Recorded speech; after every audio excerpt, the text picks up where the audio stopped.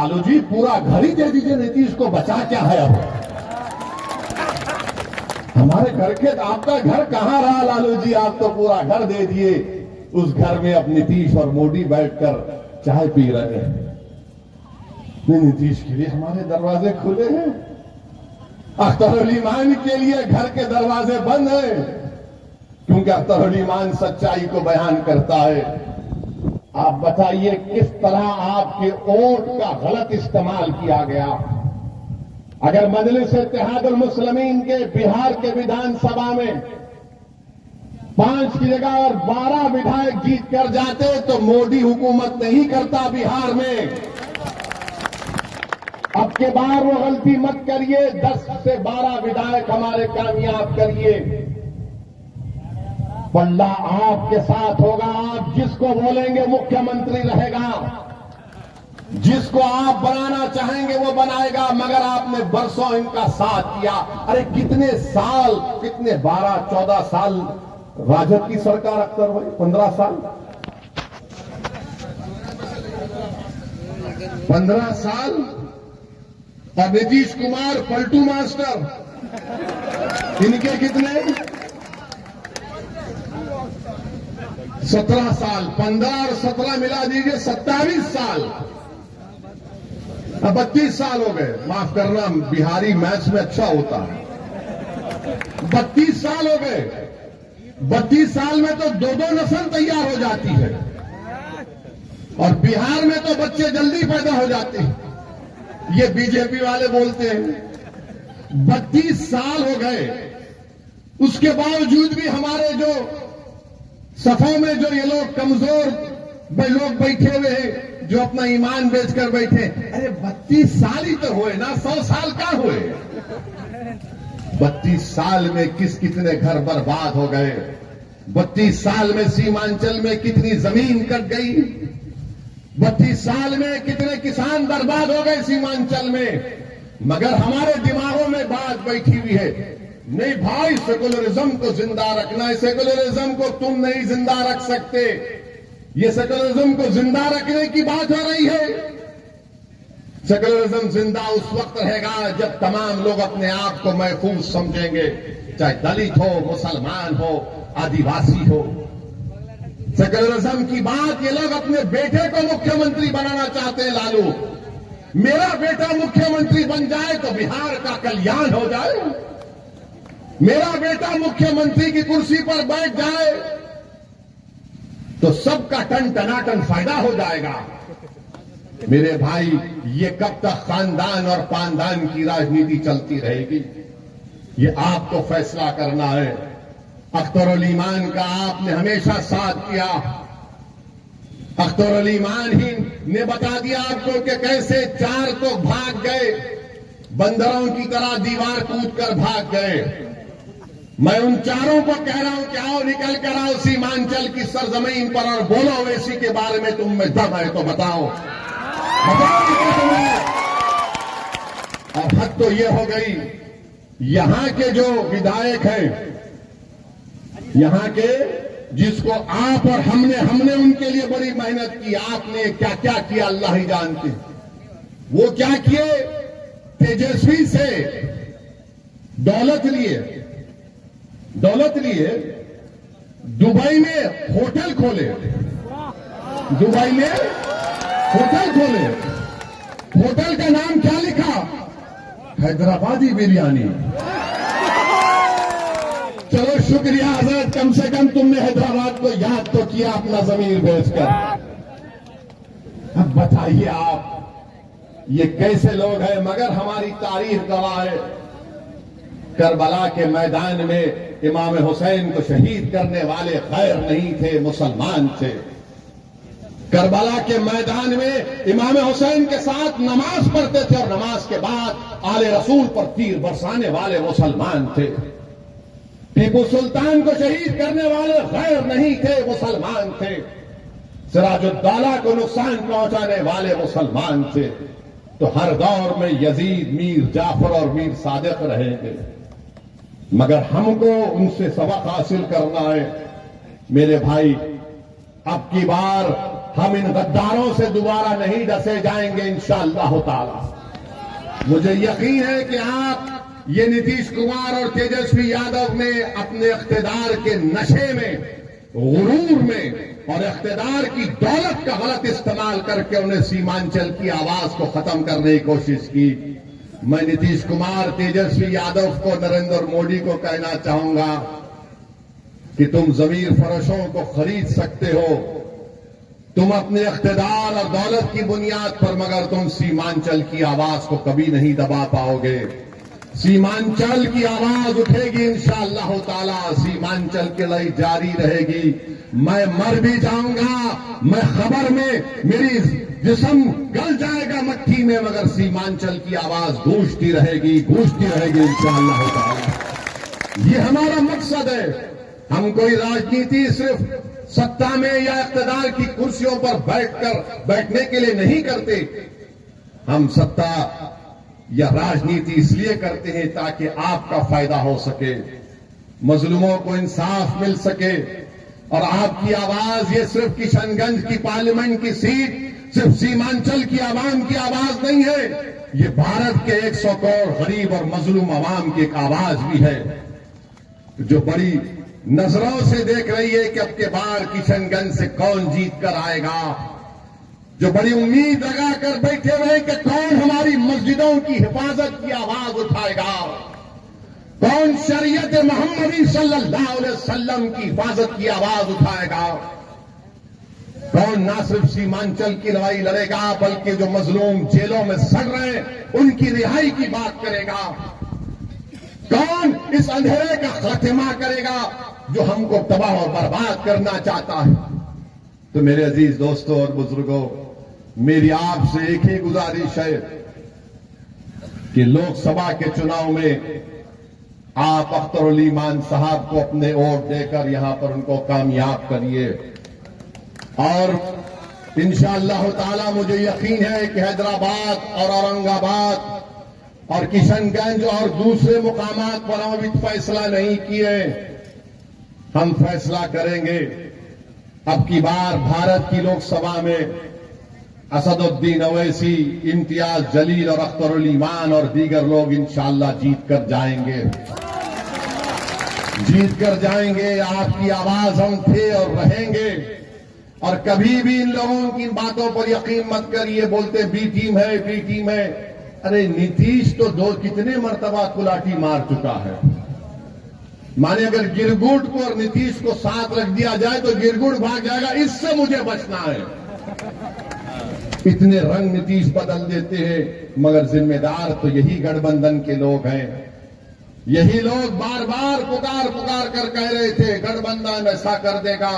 अच्छा, ये जो 4 जले गए, तुमने क्या किया सीमांचल के लिए बताओ? तुमने दुबई में बिरयानी की होटल खोली, क्या तुमने किसी गरीब के घर में चिराग जलाया?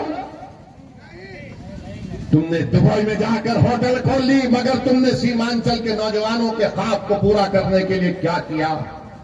तुमने क्या कोचा दामन में अलीगढ़ मुस्लिम यूनिवर्सिटी का कैंपस शुरू किया?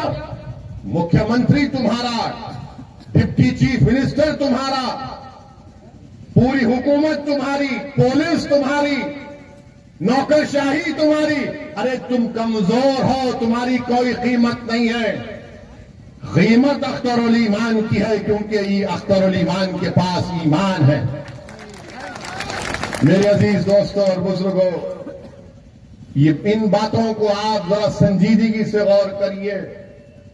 और जो लोग मजलिस पर तनकीद करते हैं, मजलिस फिरका परस्त पार्टी है, नहीं है मजलिस। हम किसी समुदाय के खिलाफ ना थे, ना है, ना कभी रहेंगे इंशाअल्लाह ताला। जो इल्जाम लगाते हैं, बताओ मेरी कोई तकरीर बताओ जहां पर मैंने किसी समुदाय के खिलाफ बात कही हो। मेरा मकसद एक ही है कि भारत का संविधान जिसको बाबा साहेब अम्बेडकर ने बनाया, उस संविधान को सामने रखकर गरीब और मजलूमों से इंसाफ हो। भारत के वजीर आजम आप देखे होंगे, दुबई गए थे, दुबई के शेख से मिले, यह हबीबी इतना उसको गले लगा लिए, इतना गले लगा लिए कि वो भी परेशान नजर आ रहा था। भाई क्या मोहब्बत है, मोदी जी कभी हमको भी आप गले लगा लेते, बिल्किस बानो के सर पर हाथ रख देते, बोलते तू मेरी बेटी है। मगर मोदी जी को उस शेख से बड़ी मोहब्बत है। मोदी जी कभी आप देख भी लेते कि महरौली की मस्जिद को शहीद कर दिया गया। आपकी पार्टी में एक भी मुस्लिम एमपी नहीं है मोदी जी, आपकी पार्टी में एक मुस्लिम मिनिस्टर भी नहीं है। और मगर मोदी जी बोलते सबका साथ, सबका विकास, सबका विश्वास। ये बोलने में अच्छा लगता है, अमल तो होता नहीं है। अब बीजेपी कह रही है 370 लेकर आएंगे। मैं सीमांचल की जनता से वादा कर रहा हूं, मैं भारत के गरीब और मजलूम अवाम से वादा कर रहा हूं, मैं भारत के उन तमाम शहरियों से वादा कर रहा हूं जो इस मुल्क को गांधी और अंबेडकर का मुल्क मानते हैं, जो इस मुल्क को उसका मुल्क मानते हैं जहां पर इसकी जमीन में मोहब्बतें हैं।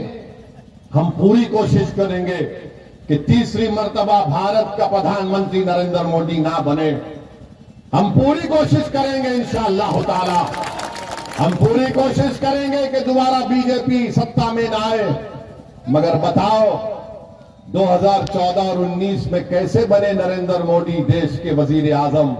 मेरी वजह से बने। आप इनसे पूछो जाकर, ये तेजस्वी से और ये गठबंधन के लोग, वो इसी की वजह से बने। और जब मेरे सामने आते हैं मैं कहता हूं बोलो बाबू कैसे बने, बताओ। हम 3 सीट लड़े तो वो 306 जीत गए। हैदराबाद, औरंगाबाद, किशनगंज लड़े तो 306 कैसा जीत गए मोदी? इसका कोई जवाब नहीं है। याद रखो, मोदी अगर जीत रहा है तो तुम्हारे वोट से नहीं जीत रहा है मोदी।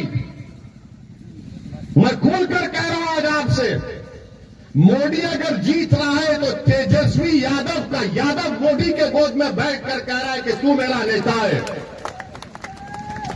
ये सच्चाई है और मैं इसको बता सकता हूं अगर ये लोग बहस करना चाह रहे मुझसे। आदाद शुमार मेरे पास है कि 2014 में कितने वोट मिले, 2019 में कितने वोट बीजेपी को मिले। और हमको हमारे गले में सांप डाल दिया जाता है, अरे भाई वो मौलाना, वो खिबला हजरत, अब के बार सेकुलरिज्म को बचा लो। हम बचाएंगे? अरे हमारी मस्जिद चले गई मेरे भाई, हमारी शरीयत पर हमला हो रहा है मेरे दोस्त, बच्चियों के सरों से हिजाब छीना जा रहा है मेरी मां और बहनों, मेरी मस्जिदों को अभी भी निशाना बनाया जा रहा है। मुझसे कहा जा रहा है कि तुम दूसरे दर्जे के शहरी हो, तुम क्या कर रहे हो बचाने के लिए? कब तक तुम अख्तरुल ईमान और ओवैसी पर इल्जाम लगाओगे? अरे बताओ तुम क्या किए? अरे तुम तो अपने आबा अजदाद की सीट को नहीं बचा सके। तुम नीतीश कुमार को दूध पिलाए, वो नीतीश कुमार अब आरएसएस और बीजेपी को बिहार में ला दिया। तुम सत्ता में थे, अच्छा हम गुनाहगार हैं तो बताइए। सीवान का भी हमारे भाई थे यहां पर, हमारे भाई ने कहा वो 7 साल का लड़का, क्या नाम था उसका, वो लड़का 7 साल का था, उसको जेल में डाल दिए। नित्य तेजस्वी डिप्टी चीफ मिनिस्टर थे। ये सेकुलरिज्म के बहुत बड़े चौधरी हैं ना ये। हम गुनाहगार हैं, मगर 7 साल का बच्चा क्योंकि मुसलमान था वो 8 दिन जेल में था। कानून के मुताबिक जो 13-14 साल के बच्चे होते, 17 साल के, उनको जेल नहीं भिजाया जाता। 8 दिन, और 8 दिन वो बच्चे की मां जेल के सामने बैठे रहती थी कि मेरा बच्चा है। तुम्हारे भी पेट में औलाद होगी ना, तुम्हारा भी तो कोई बेटा होगा, तुम्हारा भी तो कोई पोता होगा। सोचो अगर तुम्हारे 8 साल के बच्चे को ले जाकर कोई जेल में डाल देगा, कातिलों के साथ, डाकुओं के साथ, शराबियों के साथ, तो तुम्हारे सीने पर क्या गुजरती होगी बताओ? कहां गया जब सेकुलरिज्म? याद नहीं आया? यहां का तुम्हारा जो एमपी था उसने आवाज लगाई, कोई नहीं बोला। अख्तरुल ईमान और असदुद्दीन ओवैसी बोले, रिजवान उस बच्चे का नाम था। 8 दिन के बाद वो बच्चा जेल से निकला। रामनवमी का जुलूस निकला, 100 साला मदरसे को जला दिया बिहार में, बिहार शरीफ में 100 साला मदरसे को जला दिया। कहां गया सेकुलरिज्म? कहां गया बी टीम? कहां गया ओवैसी और कटवा? हमने उनको बड़ा वोट दिया। क्या बोलते नहीं तेजस्वी? मगर तेजस्वी कब बोले? जब सत्ता निकल गई तो बोले अब हम दोबारा बनेंगे। मगर जब मदरसा जल गया, जब 7 साल का रिजवान जेल में चला गया, जब सीमांचल की लाखों एकड़ जमीन पानी में कट गई, तेजस्वी नहीं बोले। अब यहीं पर आकर कहा था ठाकुरगंज में कि हम सीमांचल डेवलपमेंट काउंसिल बनाएंगे। कहां गया डेवलपमेंट काउंसिल? मेरे भाई याद रखो, किसी कौम के लिए 70-80 साल एक बड़ा लंबा टाइम होता है। आप अब की बार किशनगंज से अच्छा फैसला लीजिए और जनाब अख्तरुल ईमान साहब को कामयाब करिए, अख्तरुल ईमान को अपना नुमाइंदा बनाइए।